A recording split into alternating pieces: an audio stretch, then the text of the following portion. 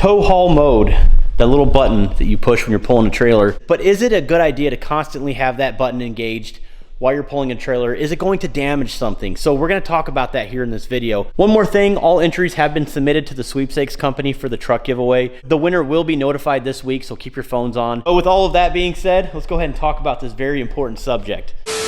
So Kodiak Truck, North Prairie, Wisconsin. I wanted to make this video because I'm getting this question constantly, and I figured to ask the subject matter expert who's been in the drivetrain business for years, over 30 years, probably 35 plus years, right?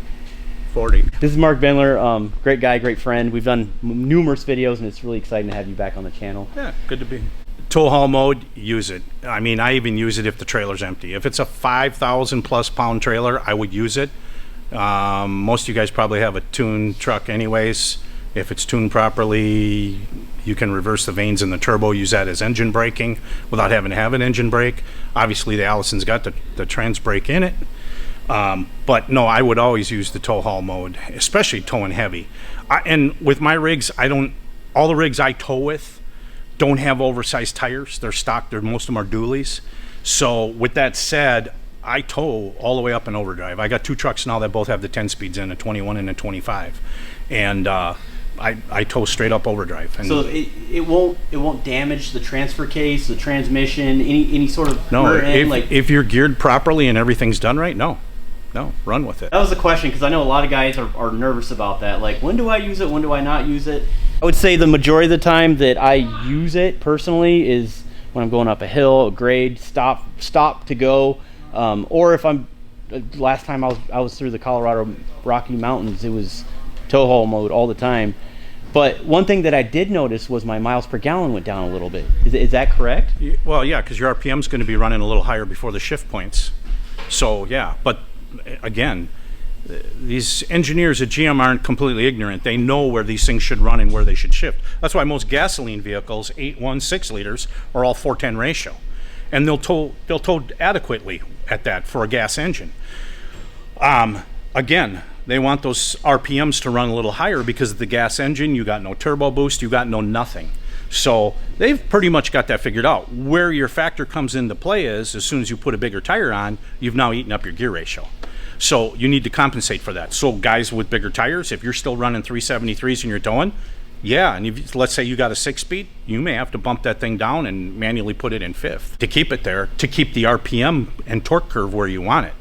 Again, going back to a stock platform, as far as tire size and ratio, you should be fine. There shouldn't be any issues. So once you bump up that tire size without re-gearing. So like the giveaway truck, for example, with the 35s, 6-inch lift kit. Yeah, and this is what, an LBZ? Yeah, LBZ, yeah. LBZ. So yeah, if you're towing with it and the things, and you get into a situation where you got 6-7% grades up, down, whatever, yeah, you're probably going to want to bump that thing out of 6th at that point in time, or just use the straight manual mode in it while you're going through that series of hills and mountains.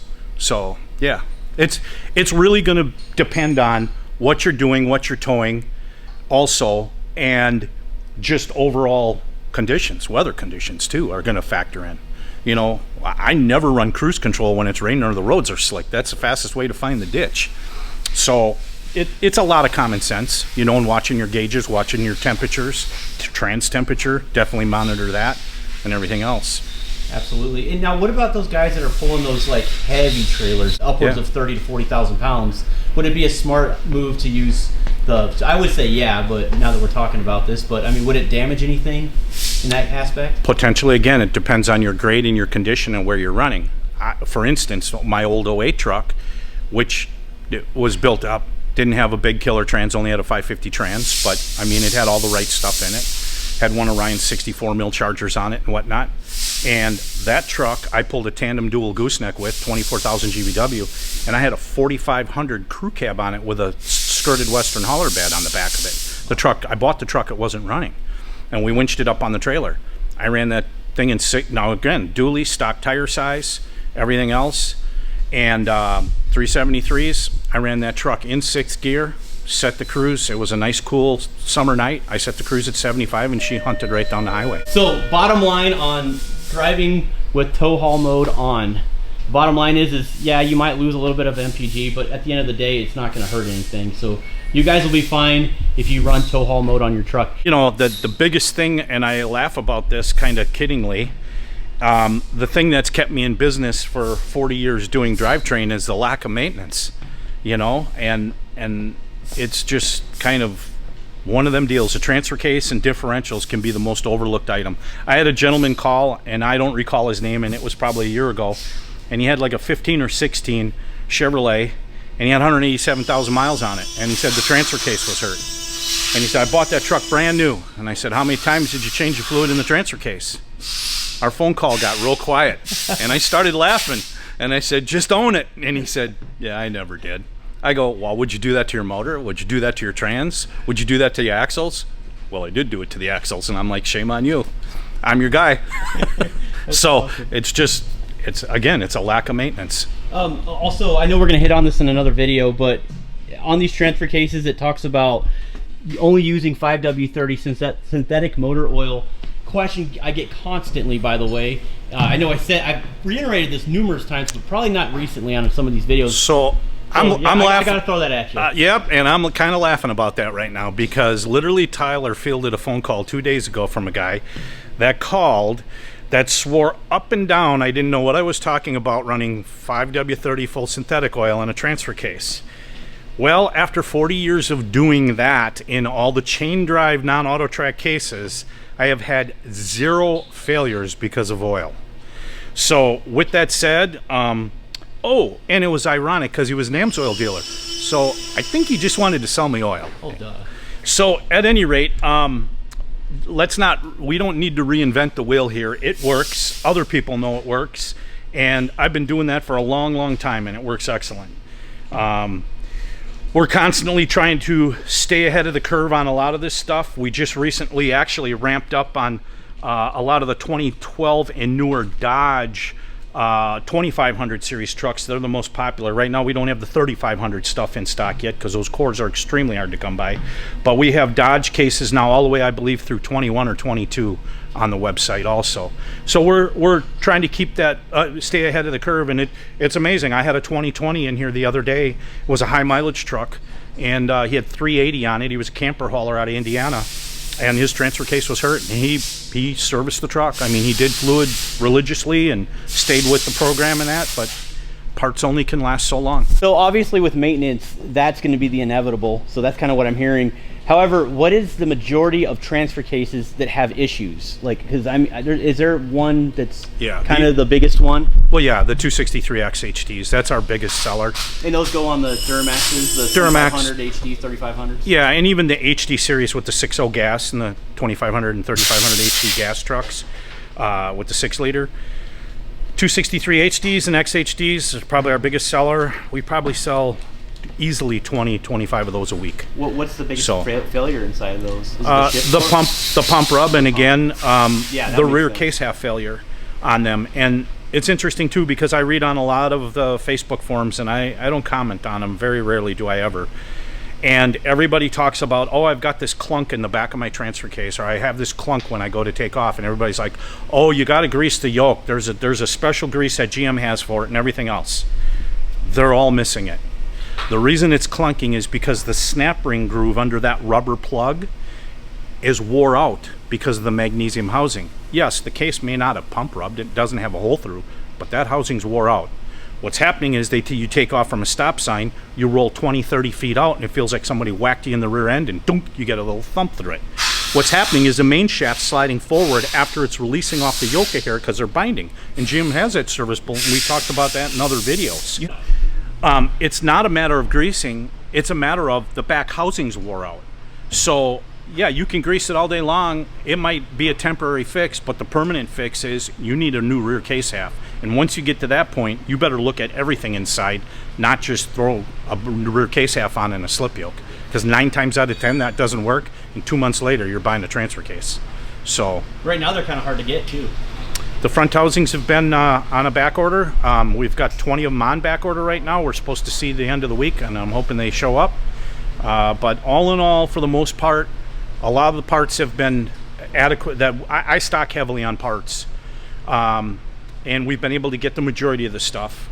Sometimes it's a little bit of a hunt and poke game to find the stuff, but we manage to find it. And the other thing is, we're hoping it doesn't happen, but I got a feeling that pretty soon tariffs will hit us. You know, we haven't raised our prices in probably 3-4 years. We really haven't, and we've been trying to hold it. Let's get American workers back working and products made in the United States, and that'd be awesome. But Yeah, you know, we're going to be feeling the effects. yeah, Obviously, now. there's no hidden secret that a lot of these parts are made overseas. I mean, New Venture Gear doesn't make this stuff anymore. Half the stuff's been discontinued. Half of it's been discontinued from GM. So what do? If you own the truck, you still have to be able to make it go up and down the road. And quite honestly, the housings we've been using, both of them are from overseas, not the same country. I've had zero issues with them. Zero. So That's interesting. it is. Yeah, It is. yeah. And you Looks know, like they're still making it like within American specifications, but right. yeah. And you know that my supplier is a good supplier that I deal with, and they have a system of checks and balances, and they'll pull, you know, every 1,000 units they'll pull a housing and have it checked to make sure it's right. And quite honestly, we do that. You know, if we start seeing any issues with rear housings or anything silly that would come up, we had an issue with some bearings. That just simply the snap ring groove was machined in the wrong spot. It was just off a hair and it just wouldn't set. And I called my supplier up on it, and basically we used a rear case half as a test fixture, and we eliminated all the bad bearings that were there. And I would say the bearing was bad, it was mismachined. So, and it wouldn't allow the case to go together, and that's how we caught it. So you isolate those. And you know what, in business, you're always going to have that. And you just got to deal with the situation when it arises. Anytime I get this man on the channel, I want to capture that opportunity to share some of that knowledge with you guys, because with the amount of years that you've been, I don't want to make your head bigger, you know, but the amount of years that you've been working here doing this stuff, it's cool to be able to pass on the knowledge with this platform. I want to end with this. What is the strongest transfer case in these pickup trucks? Which I'm going to guess the Ford, but I don't know. Where are you at? What is like the best transfer case money can buy? Obviously it depends, but you know. So that's a loaded question, because Yes. what motor do we have up front and what transmission? Because that's a whole different set of circumstances. You know, there's guys back in the day that'll swear a 205 is the strongest case out there, and then other guys will be with a Duramax will be like, that case isn't strong. Well, I've built some of those cases to 1,000, 1,200 horse, no issues whatsoever. It really depends on what you have for a drivetrain, in my opinion. 263s are a strong case. They're not necessarily weak.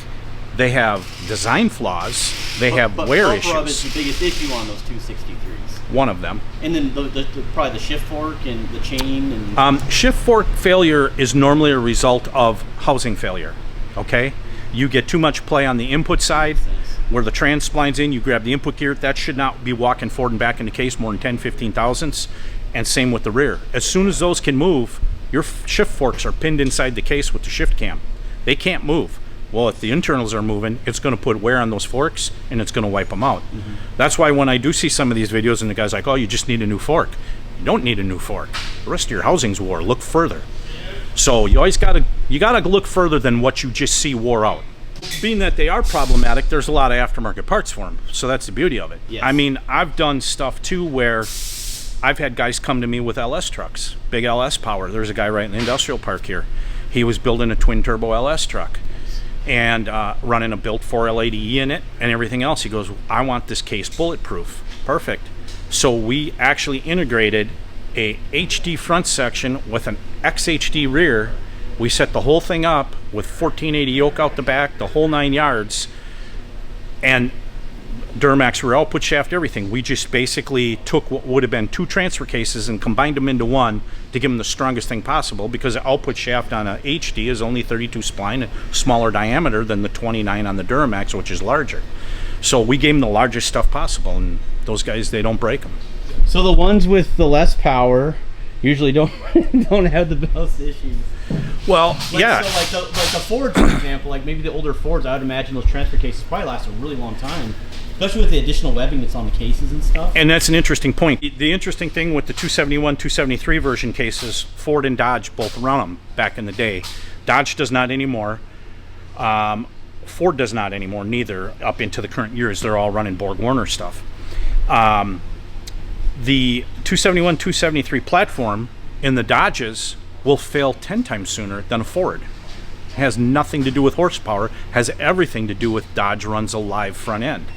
So that front drive shaft, ring and pinion, everything is turning while it's going down the road, where the Ford is all disconnected. So there is no, you're not backfeeding the drive shaft, you're not doing none of that. The common failure on all the 271, 273 Dodge stuff is the chain and sprockets, because you're turning stuff that you don't need to turn going down the road in two-wheel drive. If I owned a Dodge, the first thing I'd do is put a set of lockout hubs up front. Yeah, you got to get out every time you put in four-wheel drive? Yeah. Or if you're going into the mud hunting or something, lock the hubs in. Right? It is. It's old school. Yeah. We've become a society of convenience. I want to pull the lever or push the button and be happy, right? So that all comes at a cost. So again, that platform, it's a strong platform. There's no doubt about it.